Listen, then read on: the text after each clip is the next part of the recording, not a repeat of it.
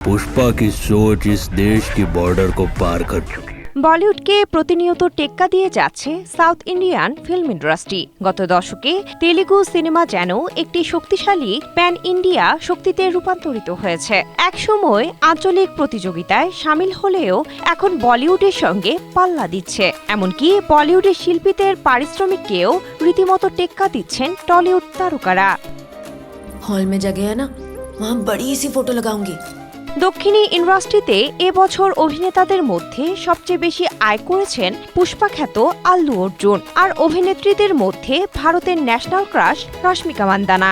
সবচেয়ে মজার কথা, পুষ্পা সিনেমায় এই দুই তারকা একসঙ্গে দর্শক মাতিয়েছিলেন। अभी मैं एक मीटिंग में बाद में करता हूँ। জানা গেছে আল্লু অর্জুন প্রতি সিনেমার জন্য 200 থেকে 300 কোটি ভারতীয় রুপি পারিশ্রমিক নেন, যা তাকে ভারতের সর্বোচ্চ পারিশ্রমিক প্রাপ্ত অভিনেতাদের একজন করে তুলেছে।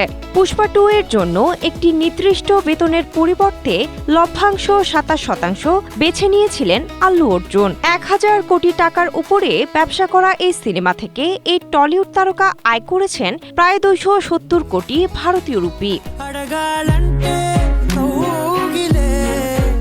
চলচ্চিত্রের পাশাপাশি অভিনেতা ব্র্যান্ড এন্ডোর্সমেন্ট এবং প্রচারমূলক চুক্তির মাধ্যমেও উল্লেখযোগ্যভাবে আয় করেছেন।